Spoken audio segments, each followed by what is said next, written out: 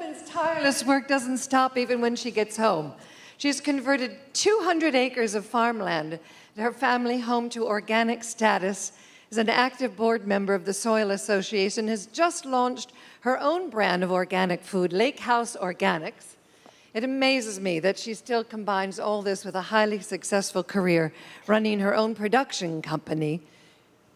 What's the name? Xingu. Xingu Films. And being an award-winning documentary and feature film producer, ladies and gentlemen, I present to you with great honor and delight the winner of the EMA Lifetime Achievement Award, Trudie Styler.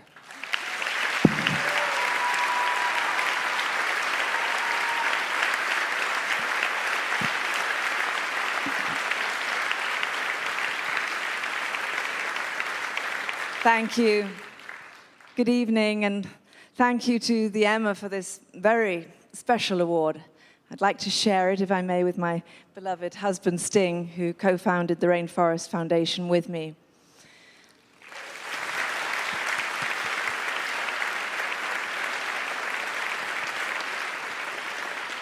Our work for the environment began 20 years ago when Sting and I took a trip to Brazil. And what we saw there changed our lives forever. We met a man called Raoni, one of the leaders of the Kayapo people of the Amazon. We took him on tour to give the whole world this message, that destroying his home, the rainforest, would ultimately affect the entire planet.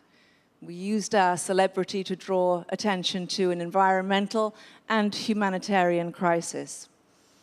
Today, 20 years later, the rainforests of South America are still being destroyed by big business. Its people are still being exploited.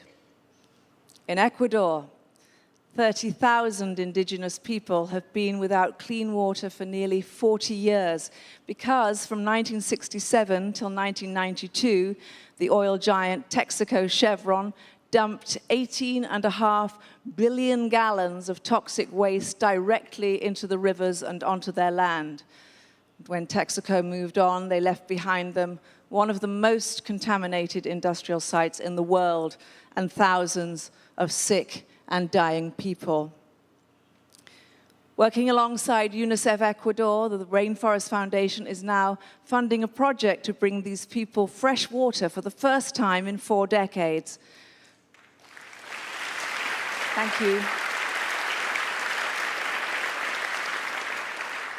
So no longer will they have to give their children water to drink that they know is poisoned with toxic carcinogenic chemicals. We must all remember, behind every environmental outrage, there are people whose lives have been destroyed. In my work, I try to show the human face of a situation because sometimes it's the only way to make people really care. For we're all brothers, sisters, mothers, fathers, sons, daughters. And it can be easy to forget that fundamental truth. And we're all in the same boat when it comes to the state of the earth. We must be more conscious of the choices we make and how they affect the whole planet. Be aware of our carbon footprint and do something every single day to make it smaller. Well, it's taken a long time, but environmental issues are now center stage, and it's sexy to be seen to be green.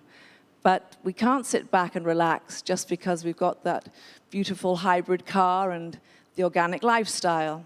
These are not choices that should be dictated by fashion. Let's be aware of greenwash.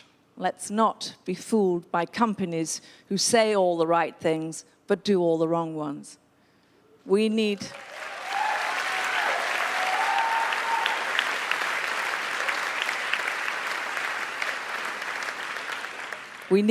to make ourselves better informed about how business conducts itself in faraway places. We must hold companies accountable for their actions and hold politicians true to their word. Well, I'd like to thank the EMA again, not only for this wonderful award, but also for the amazing work you do in bringing environmental issues into everybody's homes and indeed hearts. Thank you so very much.